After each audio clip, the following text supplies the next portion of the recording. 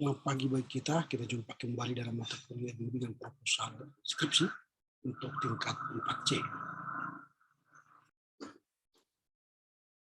Selamat pagi bagi kita semuanya. Kita akan segera mulai perkuliahan kita. Pada perkuliahan kita hari ini, kita akan membahas laporan kelompok. Dalam laporan kelompok ini, kita akan membahas soal judul contoh latihan menulis proposal skripsi, dan judul yang kita akan bahas hari ini adalah pengaruh pandemi COVID-19 terhadap pertumbuhan iman warga jemaat. Nah, kali ini kita akan mendengar sajian dari beberapa orang teman kita, mulai dari Ansparo, Chris Natal, Dwi Maharani, Esra, Hotman, Joshua, Moniko, Nufrida, Risman, Sudirman, Windy. Kami beri kesempatan kepada saudara nanti untuk memberikan laporannya selama 15-20 menit. Setelah itu nanti baru kita diskusi ya. Baik, sebelum kita mulai perkuliahan kita, silakan memimpin doa salah seorang dari kita yang dikoordinir oleh Komti. Silakan, Komti. Ya, baik. Terima kasih, Pak. Saya saja langsung ke dalam doa. Kita bersatu dalam doa. Bapa kami yang di surga, kami mengucap syukur atas penyertaan Tuhan, boleh mempertemukan kami dengan teman-teman kami bersama dengan Pak dosen kami dalam Zoom ini. Sebentar kami akan memulai proses perkuliahan kami, kiranya Engkau menyertai kami. Dalam Kristus Yesus kami berdoa. Amin. Amin. Baik, silakan kepada kelompok untuk memberikan sajiannya, dan kita semua yang akan mendengarkan mencoba memberikan masukan nanti pasca mereka memberikan sajian. Silakan.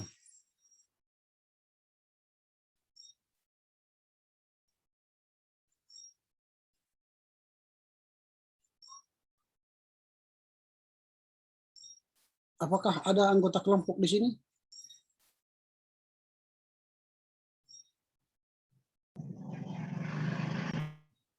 Ya, saya Pak. Baik, di sini kita akan masuk kepada pembahasan dari kelompok 1, yaitu tentang pengaruh pandemi COVID-19 terhadap pertumbuhan iman warga jemaat.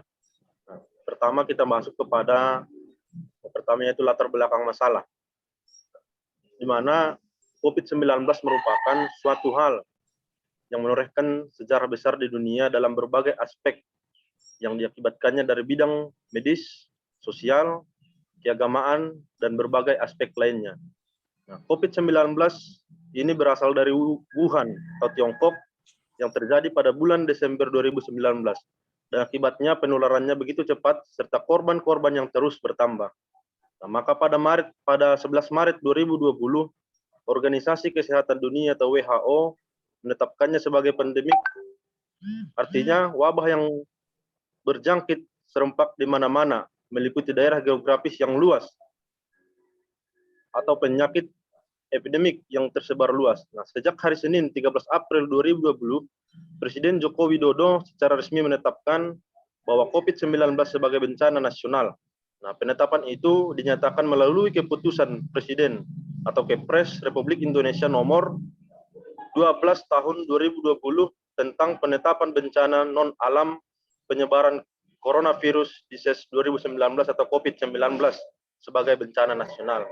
Kemudian COVID-19 ini adalah penyakit yang disebabkan oleh virus corona. Nah, virus ini bukan lagi hanya berbahaya, namun sungguh mematikan. Nah, virus corona merupakan keluarga besar dari virus yang dapat menimbulkan kesakitan maupun kematian pada manusia dan hewan. Corona adalah virus yang berasal dari binatang seperti kelelawar dan ukuran virusnya sangat kecil, serta permukaannya dikelilingi seperti duri yang mengandung lemak, sehingga kalau permukaannya terkena air, sabun akan segera larut. Kemudian COVID menular dengan cepat melalui butir-butir ludah yang keluar dari mulut seseorang yang tertular COVID-19 pada saat batuk, bersin, atau berbicara dan dianggap pada orang lain yang ada di sebelahnya yang berjarak kurang lebih 1 meter, atau menempel pada benda-benda di sekitarnya. Nah, terutama pada pegangan pintu. Pegangan pintu yang ada misalnya di kantor-kantor maupun di daerah pusat perbelanjaan seperti supermarket atau mall akan sangat cepat untuk menyebarkan virus COVID-19 ini. Nah, bila butir-butir COVID-19 tersentuh ke tangan melalui droplet atau lewat pegangan pintu, maka tanpa kita sadari, jika kita menggosok mulut atau hidung atau mata, maka virus ini akan masuk melalui panca indera tersebut. Nah, virus ini dapat dengan cepat menyerang manusia dan menyebar melalui udara dari satu orang yang sudah terkena virus atau virus ini ke orang lain yang memiliki daya tahan tubuh yang lemah. Nah, sehingga penyebaran virus corona ini sangat mudah dan cepat. Nah, virus corona ini adalah virus yang menyerang sistem pernapasan manusia dengan gejala batuk, bersin, nyeri tenggorokan, sesak napas atau disertai demam dan infeksi paru-paru, serta akibat yang paling buruk dapat menyebabkan kematian. Virus ini bisa saja menyerang siapa saja, baik bayi, anak-anak, orang dewasa, lansia, ibu hamil, maupun ibu yang menyusui. Dan virus corona telah menjadi ancaman serius bagi penduduk dunia. Nah, tidak heran berbagai upaya telah dilakukan untuk menanggulangi wabah ini. Nah, dampak yang ditumpulkan juga secara langsung ke masalah sosial, politis, bahkan ekonomis dan psikologis. Sehingga pemerintah melalui berbagai kebijakan ekonomi dan politis berusaha mengatasi wabah COVID-19 ini. Nah, para peneliti bidang kesehatan bekerja keras di laboratorium mencari vaksin yang bisa meminimalisir atau mencegah atau bahkan mengobati penyakit ini. Sementara itu, para dokter dan tenaga medis berjuang di garda terdepan menyelamatkan jiwa para pasien yang terpapar virus corona yang mematikan itu. Kemudian dilanjutkan oleh kawan-kawan yang lain. Berbagai persoalan etis muncul ke permukaan dengan yang paling menonjol ialah persoalan di bidang etika medis. Karena para dokter dan para perawat harus segera mengambil keputusan ketika berhadapan dengan pasien COVID-19. Kriteria apa yang harus digunakan para dokter dan perawat untuk menangani pasien COVID-19 yang membludak? Padahal tenaga dokter dan perawat amatlah terbatas. Bila alat bantu pernapasan lebih sedikit daripada pasien COVID-19 yang sedang sekarat, kepada pasien yang mana alat bantu pernapasan itu mesti diutamakan? Selain persoalan etika medis di atas, muncul juga persoalan etis para penentu kebijakan publik. Penerapan kebijakan pembatasan sosial berskala besar atau PSBB yang berulang kali dilakukan. Penerapan physical distancing guna memutus rantai penyebaran virus telah berdampak pada persoalan ekonomis di mana banyak perusahaan tidak beroperasi sehingga terpaksa karyawannya di PHK. Akibatnya angka pengangguran melonjak dan pekerjaan sektor informal kesulitan mendapatkan nafkah. Di satu sisi, kebijakan itu bertujuan menghentikan penyebaran COVID corona agar masyarakat tidak tertular. Namun di pihak lain juga, hal itu dapat melumpuhkan roda perekonomian sehingga dapat berdampak pada peningkatan angka pengangguran dan juga kemiskinan. Iman adalah karya Allah dalam pengertian bahwa Dia sendirilah yang menimbulkan dan memeliharanya di dalam hati manusia. Iman adalah kerja usaha Allah. Iman diberikan kepada manusia untuk percaya kepada Yesus Kristus. Di dalam perjanjian baru, perkataan yang dipergunakan menerangkan iman atau kepercayaan ialah pistis dalam bahasa Yunani. Berasal dari kata pisteno, yang artinya saya percaya atau saya mempercayai. Alkitab mendefinisikan bahwa iman sebagai dasar dari setiap hal yang menjadi harapan kita serta menjadi bukti atas segala sesuatu yang tidak kita lihat, seperti yang dijelaskan dalam Ibrani 11 ayat 1. Iman adalah keyakinan yang pasti dan teguh pada apa yang diharapkan dan dinantikan. Keyakinan sesuatu yang belum dilihat adalah segala sesuatu hal singkapnya dalam firman-Nya dan alat-alat anugerah. Tetapi yang tidak disadari seperti anugerahnya, pengampunan dosa, dan seluruh realitas, keagungan dan janji berkat Allah kepada orang Kristen pada waktu sekarang dan waktu kekal. Secara umum, iman atau percaya adalah menerima kesaksian orang lain. Dengan demikian, iman adalah cara bereksistensi dari hidup baru oleh Roh. Artinya, hidup yang baru kasih Roh Kudus itu adalah hidup dalam iman. Hidup dari iman berarti hidup di dalam persekutuan dengan Kristus. Sedangkan hidup di dalam persekutuan dengan Kristus sama artinya dengan hidup di dalam persekutuan Roh Kudus.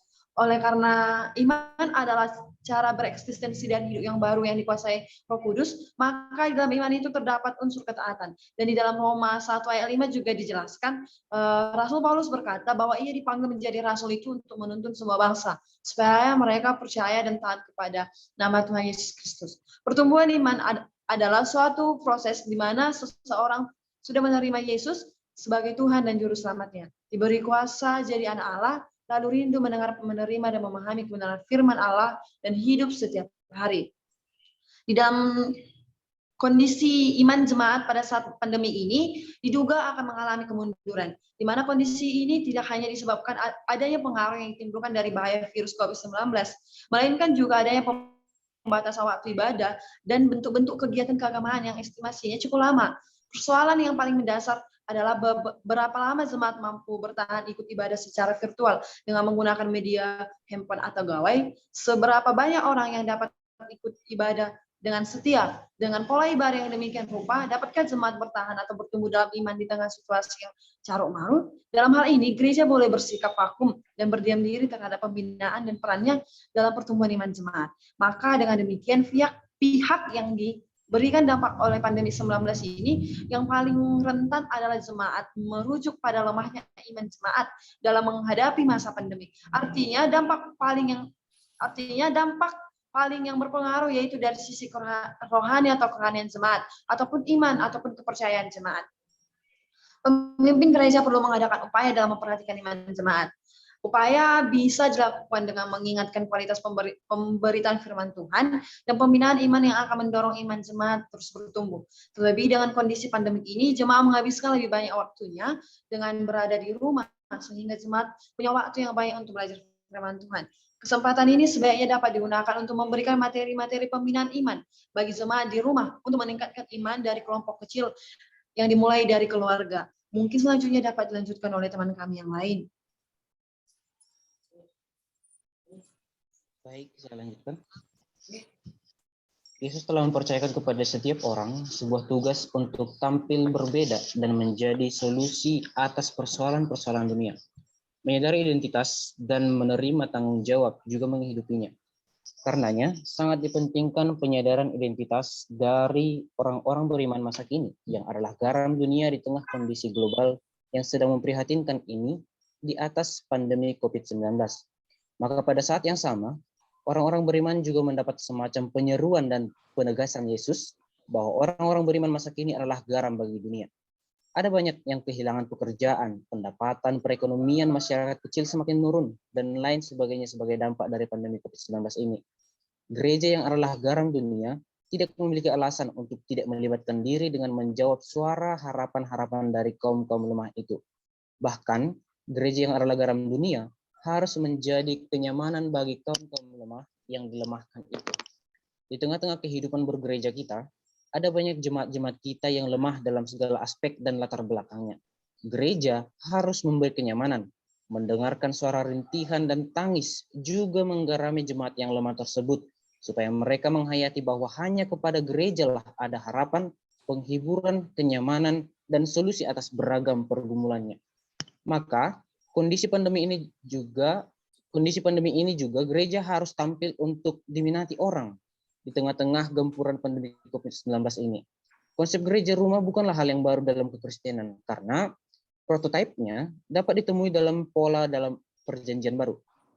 Gereja dalam perjanjian baru bukanlah gereja seperti yang ada sekarang ini, mempunyai gedung permanen dan juga memiliki kapasitas yang besar. Pada awalnya, dalam gereja mula-mula, gereja berbentuk sebagai gereja rumah. Gereja dalam perjanjian baru sampai dengan tahun 150-an adalah gereja rumah. Konteks rumah menjadi sangat penting dalam kehidupan sehari-hari gereja saat itu. Crosby dalam bukunya mengatakan bahwa upaya memahami arti gereja di abad pertama tidak mungkin terpisahkan dari rumah tangga atau household. Gereja adalah jiwa atau individu itu sendiri yang menyediakan hati terbuka untuk tempat berdiamnya Tuhan di dalam hati sehingga dia memiliki iman dan relasi yang baik kepada Tuhan. Kata eklesia dipakai Paulus untuk menyatakan peristiwa pemenuhan panggilan Allah bertolak dari pewartaan Yesus Kristus. Maka eklesia itu adalah orang-orang yang terpilih dalam Allah. Gereja adalah kumpulan orang-orang percaya yang dipanggil supaya keluar. Pertama, keluar dari kegelapan masuk kepada terangnya, dan yang kedua, keluar memasuki dunia ataupun masyarakat atau bangsa-bangsa supaya bersaksi dan melayani. Jadi gereja saat itu merupakan komunitas yang kecil, bahkan kurang dari 40 orang yang bertemu di rumah pribadi tertentu. Ibadah dalam perjanjian baru, jemaat mula-mula beribadah dilakukan di rumah orang-orang percaya dengan membangun kelompok ibadah. Sebagai kelompok yang beribadah di rumah, mereka menerima kitab suci sebagai pedoman dan inspirasi memahami karya Allah dalam Yesus Kristus yang menjadi pusat perhatian mereka. Gereja mula-mula bukanlah gereja besar yang dapat memuat puluhan, ratusan, ribuan, dan bahkan lebih banyak daripada itu. Kata penggunaan rumah dalam kehidupan gereja dalam perjanjian baru terlihat pula dari seringnya digunakan kata rumah, yaitu oikos, ini dapat muncul 112 kali, dan oikia sebanyak 94 kali. Tuhan dapat disembah di tempat manapun. Dia pilih untuk menyatakan dirinya, dan yang ditekankan di sini adalah hubungan pribadi dengan Allah. Ibadah di masa pandemi COVID-19 yang dilakukan di rumah dan berbasis teknologi dapat mendekatkan orang yang satu dengan yang lain. Ibadah secara daring misalnya, pelaksanaan penelahan Alkitab mendekatkan orang satu dengan yang lain, walaupun mereka berjauhan berdasarkan tempat yang berbeda. Aspek persekutuan bisa terasa dan dinikmati oleh setiap orang yang mengikutinya. Gereja rumah akan berkembang jika jemaat berhenti hidup untuk diri sendiri dan tujuan-tujuannya sendiri. Kemudian melangkah dan mulai hidup bersama yang sesuai dengan nilai-nilai kerajaan Allah, serta mulai membagi hidup dan sumber hayati mereka dengan sesama orang Kristen maupun yang belum Kristen di sekitar mereka. Pendekatan yang dipakai dalam kehidupan gereja rumah adalah pendekatan keluarga. Hubungan yang kuat memungkinkan transfer nilai, komitmen, dan penundukan diri, kaderisasi, bahkan pertumbuhan. Berikutnya disambung oleh teman-teman yang lain. Baik, saya akan melanjutkannya. Tingkat fleksibilitas yang tinggi dari gereja rumah memungkinkan gereja rumah sebagai bentuk yang efektif bagi gereja dalam menghadapi masa-masa sukar. Yang dimana yang dibutuhkan dalam gereja rumah ialah Tuhan Yesus, sehingga gereja rumah akan tetap tumbuh, berkembang, dan kuat dalam kondisi apapun. Peristiwa COVID-19 harus dilihat secara berimbang, dalam artian tidak sekedar pada wabah penyakit menular dan mematikan yang memaksa pembatasan sosial dan berdampak pada gereja. Karena sejatinya COVID-19 ini hanya sebagai sebuah bentuk lain dari wabah lain yang pernah ada dan akan ada lagi, seperti halnya sampar. Wabah seperti ini pernah ada sebelumnya, dan hukum Tuhan diajarkan untuk menyatakan sikap terkait pola ibadahnya. Ketika wabah yang hampir serupa ini muncul lagi, dan mungkin dengan intensitas yang lebih besar, maka lagi-lagi gereja saat ini harus menyatakan sikap juga terkait pada pola ibadahnya. Artinya, yang perlu ditandaskan dalam kasus ini adalah sebuah sikap untuk tetap menyatakan ibadah kepada Allah dalam beragam bentuk yang disesuaikan dengan zamannya. Atas dasar inilah penulis tertarik dan mengangkat judul pengaruh pandemi COVID-19 terhadap pertumbuhan iman warga jemaat. Kita masuk ke dalam identifikasi masalah. Identifikasi masalah merupakan proses perumusan masalah yang akan diteliti. Identifikasi masalah pada dasarnya harus menggambarkan permasalahan yang ada yang akan diteliti. Identifikasi masalah pada dasarnya harus menggambarkan permasalahan yang ada yang akan diteliti. Identifikasi masalah harus menggambarkan permasalahan yang ada dalam topik atau judul penelitian. Berdasarkan apa yang dipaparkan dalam latar belakang masalah di atas, maka yang menjadi identifikasi masalah untuk penulisan karya ilmiah ini adalah sebagai berikut. 1. Adanya pemahaman bahwa COVID-19 merupakan sebuah kutuk yang diberikan oleh tangan Allah sendiri untuk menghukum orang-orang yang berdosa. 2.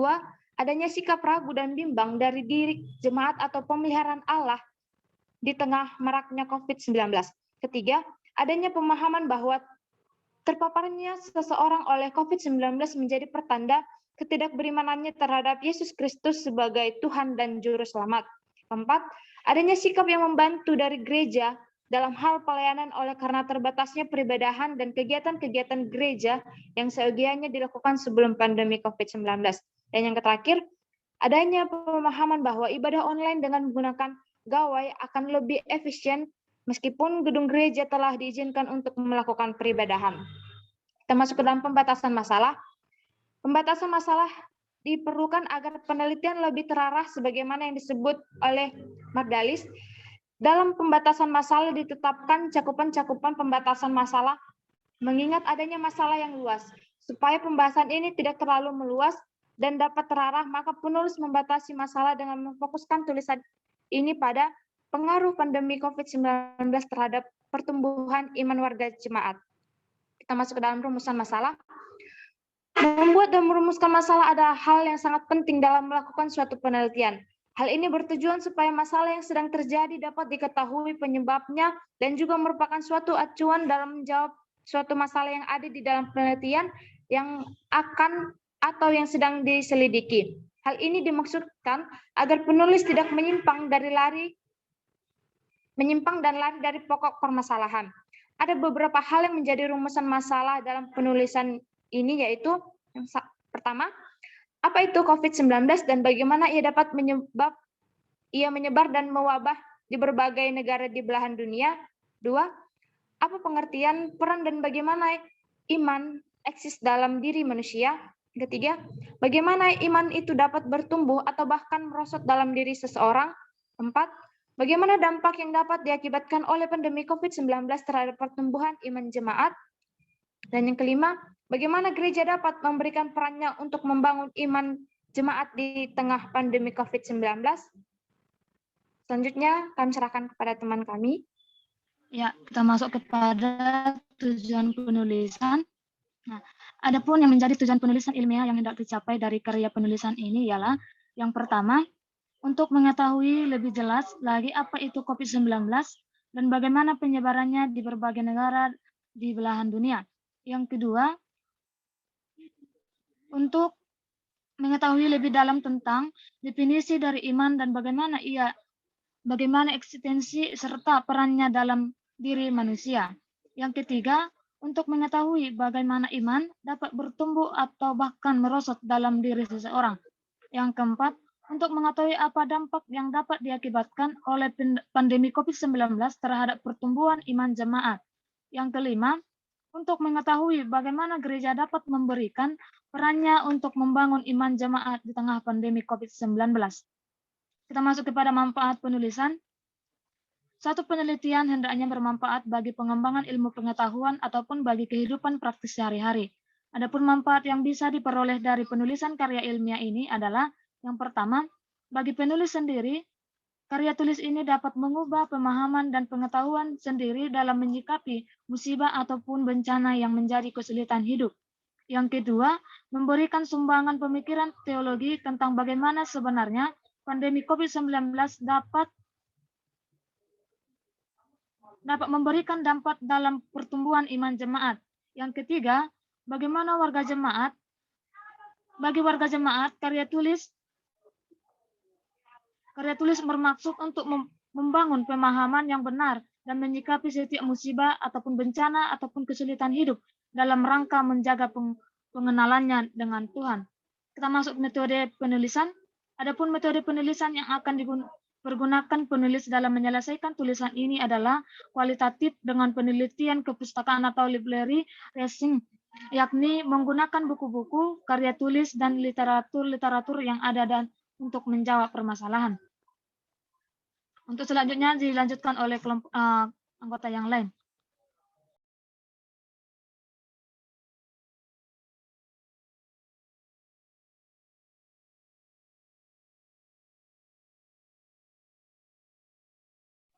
Baik, kita lanjut, yaitu selanjutnya adalah tentang sistematika penulisan. Di mana dalam bab 1 ini berisikan bagian pendahuluan yang memuat latar belakang masalah, identifikasi masalah, rumusan masalah, tujuan penulisan, manfaat penulisan, metode penulisan, dan sistematika penulisan. Baru dalam bab 2 ini berisikan tentang kerangka teoritis yang berisikan penjelasan dan pendalaman terhadap pengertian, arti dan makna pendapat dari berbagai sumber dan tokoh, baik dari aspek Alkitabiah dan ajaran Kristen. Selanjutnya bab 3, dalam bab 3 ini berisikan tentang analisa, penulisan dan penelitian lapangan. Baru bab 4, dalam bab 4 ini berisikan sebuah refleksi akan topik pembahasan. Baru bab 5, dalam bab 5 ini berisikan sebuah kesimpulan. Baru selanjutnya bab 6. Dalam bab 6 ini berisikan sebuah daftar pustaka atau daftar sumber yang digunakan dalam penulisan. Daftar pustaka tertera. Demikian dari hasil pembahasan kami. Terima kasih.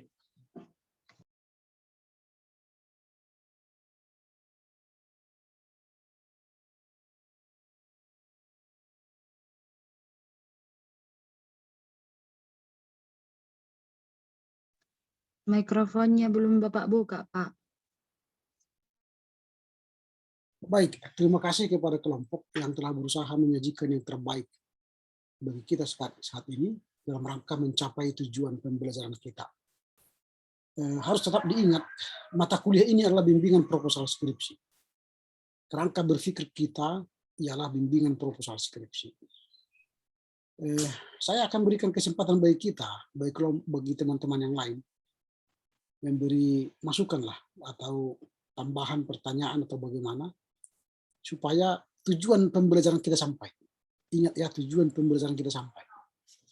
Silakan kalau ada yang mau memberikan masukan. Saya, Pak. Silakan. Ya, langsung saja ya, Pak. Terima kasih kepada kelompok yang sudah berusaha memberikan terbaik. Dalam hal ini saya membuat beberapa catatan terkait khususnya dalam proposal ini ya. Nah, judul kita kan mengenai pengaruh pandemi COVID-19 terhadap pertemuan iman jemaat. Pertama yang mau saya kritiki di latar belakang masalah.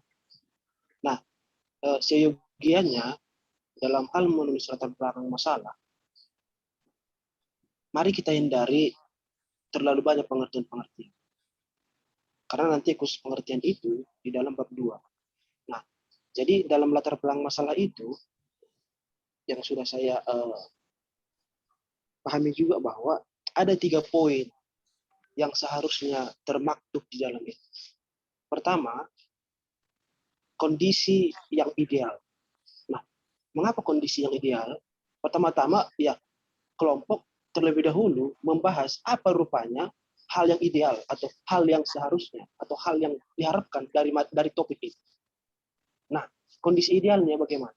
Kedua, kemudian kondisi nyata. Itulah baru kelompok menjelaskan masalah apa yang terjadi. Nah, masalah apa yang terjadi? Apa menjadi pengaruh COVID itu kepada jemaat? Apa yang terjadi? Itu kondisi nyata.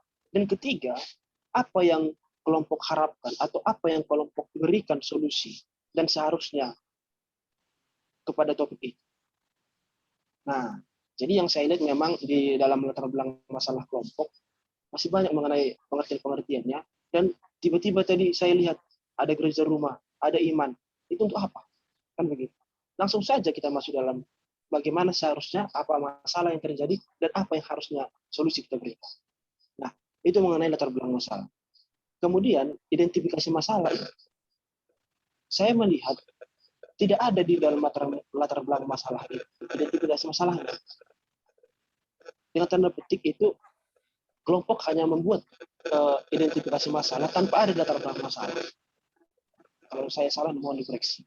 Nah, jadi seharusnya itu harus sesuai dengan latar belakang masalah. Namanya juga identifikasi masalah. Semua masalah dalam latar belakang masalah itu kita ringkaskan di dalam identifikasi masalah. Nah, kemudian dalam rumusan masalah, nah, alangkah baiknya kalau sudah kita membuat identifikasi masalah, dalam rumusan masalah pun itu juga, karena sebuah mulai dari latar belakang masalah sampai nanti sistematika kondisi itu harus sejalan semua. Nah, jadi dalam rumusan masalah juga ya harus ada juga di dalam latar belakang masalah itu. Nah, kemudian juga tadi seperti rumusan masalah pertama ya, tidak perlulah kita apa itu pandemi COVID-19, kita juga sudah mengetahui hal itu. Itu juga sudah bisa lah dijelaskan kelompok di dalam latar belakang masalah. Nah, itu bukan masalah kalau masalah itu ya. Nah, kemudian dalam manfaat penulisan. Tadi dalam tujuan penulisan ada 5 poin. Tapi dalam manfaat penulisan itu ada 3. Dan itu pun tidak sejalan dengan tujuan penulisan. Itu harus sejalan. Jadi sebagaimana sudah kita pelajari yang dijelaskan juga oleh Bapak dosen, kalau tujuan penulisan itu harus sejalan atau harus sama dengan manfaat penulisan. Kemudian dalam daftar pustaka, saya melihat kelompok kurang memaksimalkan pemakaian jurnal. Hanya 2 di sana yang saya lihat pemakaian jurnal. Jadi ya alangkah baiknya berbanyak lah. Apalagi mengenai pandemi COVID-19 ini, apalagi gereja dan pandemi COVID-19, saya rasa sudah banyak. Sudah sangat banyak makasih. Nah, terakhir, dalam sistematika penulisan, di sana ada 6 bab kelompok buat. Dalam pemahaman saya, dalam penulisan skripsi hanya ada 5 bab. Dan bab kelima itu adalah kesimpulan dan saran. Kalau daftar pustaka itu nanti tidak pakai bab yang saya paham. Kalau salah nanti mohon dikoreksi. Itu saja mungkin yang kritikan saya, Pak. Saya kembalikan, terima kasih. Ia akan direspon oleh kelompok.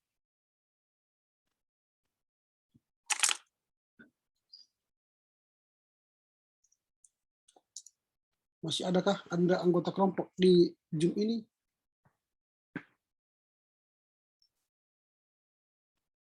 Atau sudah pada keluar semua?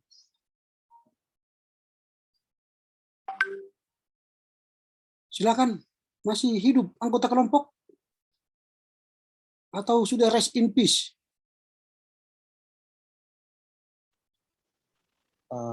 Terima kasih kepada Bapak dosen. Terima kasih juga kepada saudara Andri Pinjeng semoga telah memberikan kritikan-kritikan maupun saran-sarannya kepada kami kelompok 1. Di sini kami mencoba menanggapi. Yang pertama, terkait dengan latar belakang masalah. Memang benar dalam latar belakang masalah sejauh ini ada 3 poin tersebut yang harus disajikan secara rinci. Yang pertama itu tadi seperti yang saudara katakan, apa yang idealnya atau yang diharapkan, apa masalah yang ada di lapangan, dan juga apa hal yang menjadi harapan ataupun solusi yang ingin diberikan. Nah, memang di sini kami harus menerima kesalahan kami.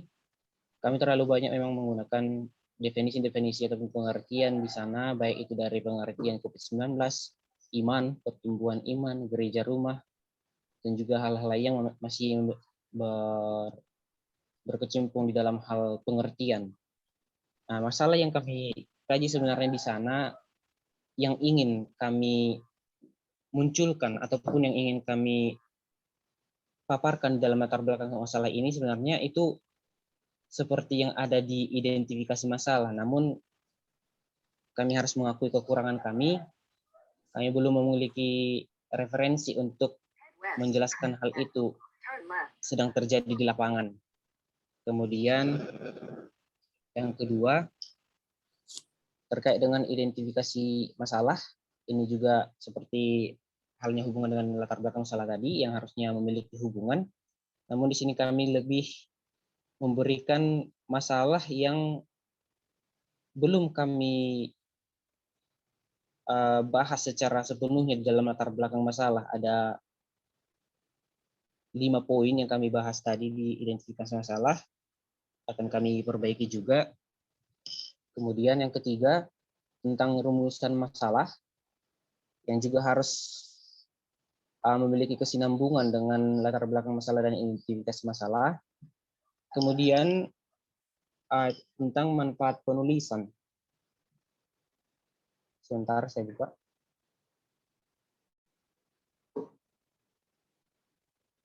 Atau sebelumnya kami ingin membahas yang apa dulu? Yang sistematika penulisan. Itu kritikan yang ke-6.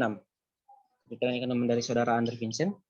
Dalam sistematika kami menerapkan, kami memaparkan ada 6 bab, padahal seharusnya itu hanya 5 bab, dan kesimpulan itu ada pada bab 5, sedangkan bab 6 itu seharusnya tidak ada, karena daftar pustaka itu tidak masuk lagi dalam bab.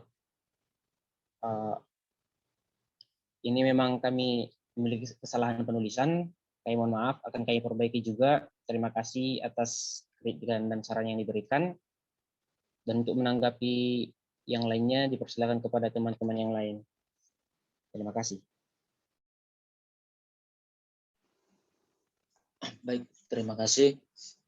kepada teman-teman. Di sini juga tadi Saudara Vincent tadi yang menanggapi mengenai tujuan penulisan di sini Saudara katakan tadi tidak sebanding memang dengan manfaat penulisan. Memang benar seperti yang Saudara katakan, justru ini memang harus sejalan dengan tujuan penulisan dengan manfaat penulisan yang kami cantumkan di sini. Ada tadi 5 poin tujuan penulisan, tetapi manfaat penulisan di sini ada 3 poin. Mungkin itu juga nanti yang akan menjadi masukan di kelompok kami, kelompok itu, agar kami lebih maksimal lagi nanti. Baru dalam di sini tadi juga dalam sistematika penulisan juga saya sedikit juga menanggapi. Memang benar juga tadi, sebenarnya memang saya pahami juga cuman hanya bab 5 ya, karena dalam bab itu tadi bab 6 itu sebenarnya tidak perlu dilampirkan lagi. Begitu juga dalam daftar pustaka, seperti yang Saudara Andi Vincent tadi, banyak memang referensi mengenai COVID-19, begitu juga dengan gereja. Itu juga menjadi tambahan juga dari Saudara untuk memperbaiki proposal kami. Mungkin itu saja kami kembalikan.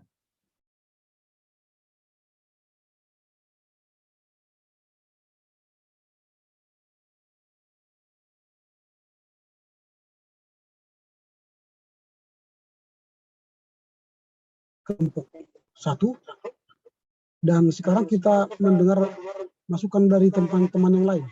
Silakan. Saya, Pak. Silakan.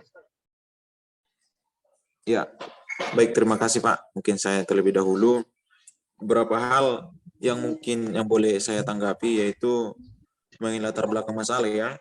Kalau mengenai definisi, bukan berarti tidak pentingnya, tetapi kita perlu juga mengingat rekaman yang diberikan oleh Bapak dosen, boleh memasukkan definisi dalam latar belakang masalah itu tersebut, tetapi sedikit saja, itu mengenai judul.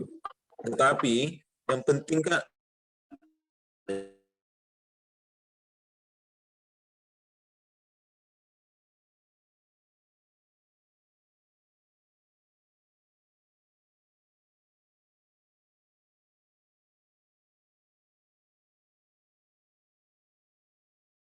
identifikasi masalah itu harus sinkron dengan latar belakang masalah itu. Nah, kalau kita perhatikan latar belakang masalah kan, kalau saya baca banyak memunculkan topik-topik baru sehingga sepertinya banyak judul kita kan, banyak. Nah, kedua juga yang menjadi catatan saya perhatikan dalam batasan masalah. Kita tidak melihat di mana sebenarnya batasan masalah tersebut. Karena tadi penyaji langsung mengangkat ya judul itu, padahal judul itu kan sangat luas. Kita tidak melihat di mana batasannya. Nah, jadi kita tidak melihat sebenarnya permasalahan yang mengenai pertumbuhan iman sesuai judul kita itu. Nah, terlebih juga mengenai metode. Ya, metode tadi saya lihat hanya library research mungkin. Tetapi kan karena ini mengenai pertumbuhan jemaat, kita juga perlu melihat ke lapangan. Kalau menurut saya. Mungkin itu Pak, tanggapan saya sedikit Pak. Terima kasih Pak. Silakan direspon oleh kelompok. Iya baik, terima kasih kepada Saudara Jonathan. Tadi juga sudah dijelaskan ya tentang catatan-catatan yang penting di dalam sajian ini kali ini seperti itu. Jadi di mana tadi catatan dari yang pertama dari Saudara Jonathan tentang latar belakang masalah, tentang bagaimana definisi-definisi itu memang betul. Bahwasannya perlu diterapkannya definisi-definisi, namun dengan artian definisi tersebut hanya menjawab bagaimana yang akan dicanangkan seperti itu. Kemudian memang betul kami di sini begitu banyak memberikan sebuah definisi-definisi baru.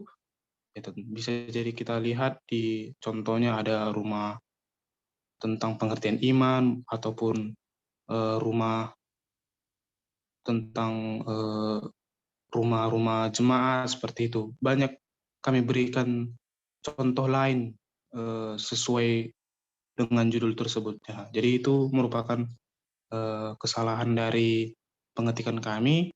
Lalu yang kedua tentang identifikasi masalah ini harusnya berhubungan dengan latar belakang masalah. Nah, jadi kami memberikan bahwa pemahaman dari judul kami ini memang betul harus menjawab tentang judul ini tersebut. Nah, jadi kami sadari memang. Lalu yang ketiga tentang pembatasan masalah. Jadi betul bahwasannya pengaruh pandemi COVID-19 terhadap pertumbuhan iman warga jemaat ini, dalam paper kami ini harusnya ada pembatasan masalahnya. Jadi kami memang seharusnya pembatasan masalah ini bagaimana cara iman warga jemaat ini di dalam pandemi COVID ini semakin bertumbuh. Nah, seperti itu dia. Mungkin ada kesalahan di dalam pengetikannya. Jadi lalu yang kedua tentang sumber-sumber ataupun sumber buku, baik sumber jurnal.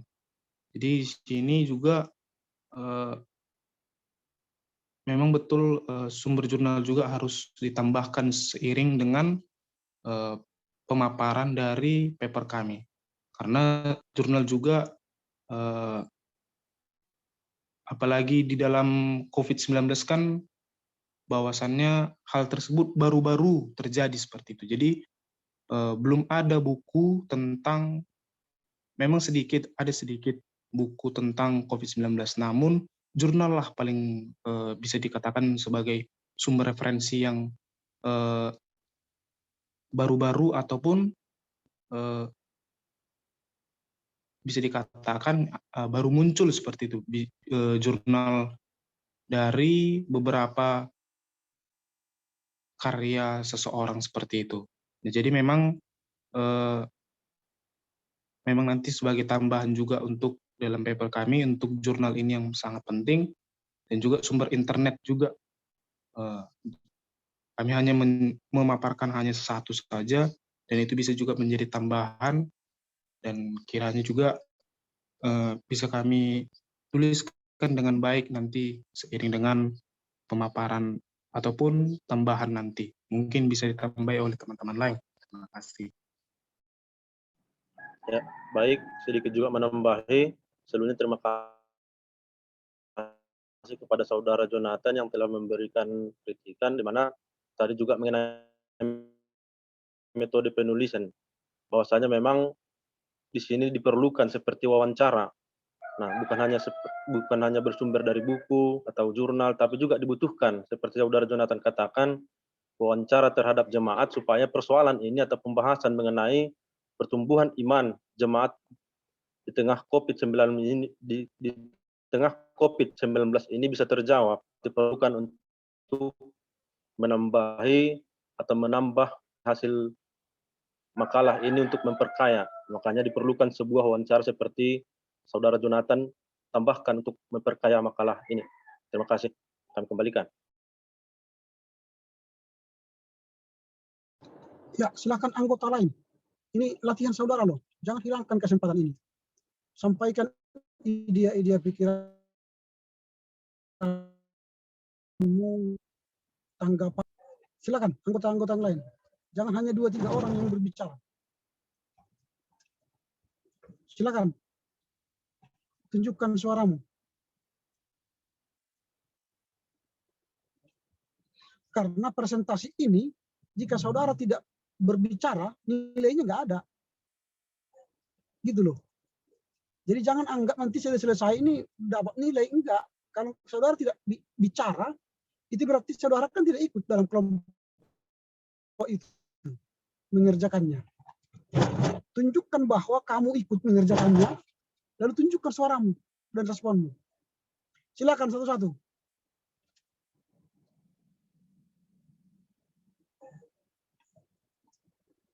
Apakah saya sebut nama-namanya atau sadar sendiri?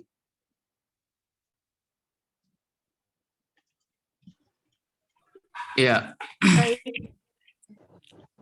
Iya, saya duluan ya. Baik, terima kasih terlebih dahulu juga kami ucapkan kepada teman kami, Jonathan Sitorus, atas masukannya. Yang pertama itu melalui latar belakang masalah. Memang saudara mengatakan tidak ada salah memaparkan pengertian-pengertian, tetapi ada cangkupannya, artinya hanya sekedar pengertian-pengertian dari judul yang kita buat. Memang di sini kami bahkan sangat banyak juga yang kami buat pengertian-pengertian di latar belakang ini. Mungkin tetap kami mengatakan itu kesalahan kami. Lalu yang kedua, dari batasan masalah. Memang di sini kami membuat batasan masalah, yaitu pengaruh pandemi COVID-19 terhadap pertumbuhan iman warga jemaat. Tetapi di dalam latar belakang masalah memang kami sangat luas kami paparkan, terkhususnya dari pengertian juga, bukan hanya pengertian, maksud atau tujuan dari pengertian itu pun kami paparkan di dalam latar belakang, sehingga pembatasan masalah ini sangat luas, artinya enggak mencangkuk dari pembatasan masalah yang kami buat. Lalu juga yang ketiga tadi dari Jonathan Sitorus, masukannya melalui tanggapannya lah, metode yang kami gunakan, memang metode yang kami gunakan di sini melalui penelitian keperpustakaan atau melalui buku, jurnal. Kami memang di sini meminta maaf kepada teman-teman karena memang kami tidak terjun langsung ke lapangan melalui wawancara yang kami lakukan, tetapi di sini memang kesalahan kami yaitu hanya melakukan penelitian keperpustakaan atau dari buku. Jadi mungkin itu masukan nanti kepada kelompok-kelompok lain. Jadi inilah yang bisa saya tanggapi dari masukan tanggapan dari Jonathan Sitorus. Terima kasih. Baik, Silakan mulai. Saya akan juga menambahin jawaban atas pertanyaan dari saudara Jonathan. Ada 3, yang dimana saya ingin menjawab pertanyaan pertama dan kedua. Memang di latar belakang masalah, kami memang terlalu banyak membuat pengertian-pengertian. Seperti yang saudara katakan tadi, bisa memang membuat pengertian, tapi jangan terlalu banyak sehingga kita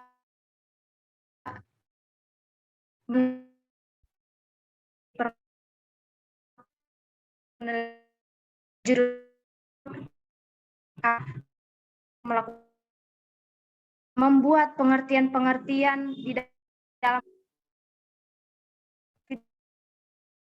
batasan mengenai kami hanya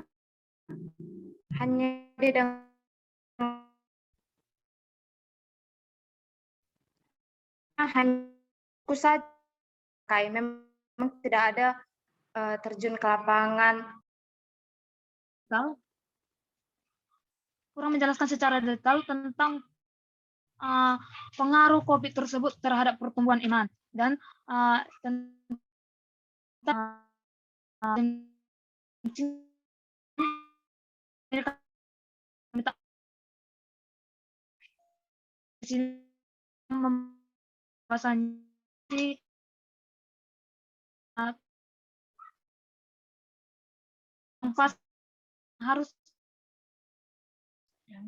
yang harus sebenarnya kita selesaikan ataupun harus dituntaskan di dalam identifikasi tersebut. Dan begitu juga dengan batasan yang dimana tentang COVID ini adalah tetap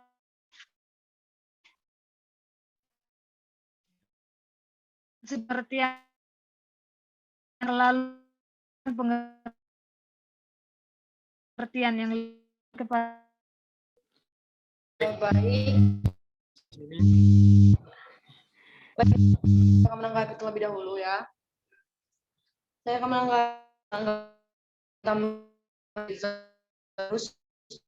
Saya akan melihat bahwa di dalam identifikasi masalah, memang dalam penyajian latar belakang masalah, peneliti tentunya dituntut kan berbentuk kepentingan ilmiah dan kepentingannya yang kondisi mungkin itu. Baik, di sini saya juga akan menanggapi dari teman kita tadi, Saudara Jonathan. tentang LBM, batasan masalah ya. Mungkin dari LBM ya, di sini memang terlihat jelas bagaimana sebenarnya kami masih banyak melakukan pengetikan atau pengertian yang seharusnya sebenarnya LBM itu merupakan suatu informasi yang tersusun sistematis berkenan dengan fenomena masalah yang terjadi pada saat ini yang seperti pandemi COVID tadi. Tapi di situ kami memang banyak melakukan pengertian, banyak yang merujuk pada pengertian sehingga tidak nampak apa sebenarnya tujuan dari latar belakang masalah ini. Seharusnya memang betul yang benar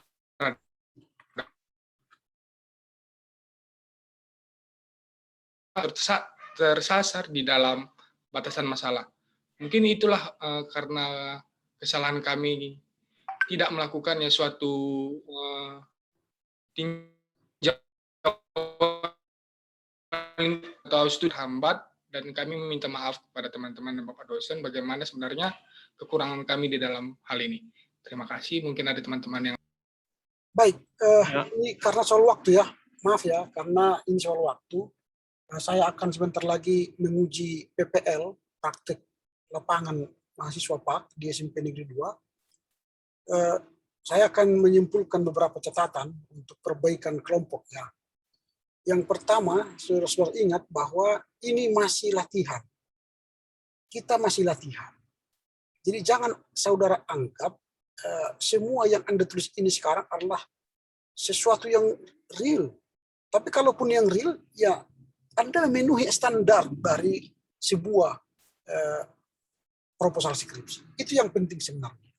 Banyak hal-hal yang belum standar dikerjakan. Apalagi yang pertama, soal contoh ya, saya share dulu. Nah, dalam sebuah proposal, ini kalian anggap sekarang kalian hendak memberikan proposal ke kampus. Itu yang kita latih sekarang. Saya melatih kalian hendak memberikan proposal ke kampus. Lalu melatih kalian hendak menghadapi ujian proposal. Nah, jadi bagaimana cara menghadapi ujian proposal, bagaimana cara menyiapkan sebuah proposal, itu yang sekarang kita bicarakan. Yang kalian buat ini adalah paper-paper biasa. Gitu. Berarti kalian tidak nangkap apa yang saya sampaikan. Tidak mengerti apa yang saya maksud dalam mata kuliah ini. Ini yang persoalan bagi saya. Apakah saya salah menjelaskan atau kalian sulit mengerti dari penjelasan saya? Atau saya terlampau cepat menjelaskan? Saya kurang mengerti di mana letak masalahnya sekarang. Nah, makanya dalam sebuah proposal, yang pertama pakai baju dong. Jangan seperti ini. Ini kan judul, masa seperti ini. Ini kan bukan baju. Kayak telanjang. Buatlah baju, cover. Kan sudah saya ajari kemarin, punya cover. Buatlah seperti ini, proposal skripsi, pengaruh, disusun dalam rangka memenuhi tugas, nanti disusun dalam rangka memenuhi persyaratan meraih gelar sarjana atau dalam rangka menyusun proposal skripsi, itu kan ada. Baru disusun oleh siapa? Baru program studi misalnya ini di agama Kristen atau ini katakanlah program studi teologi. Program studi teologi.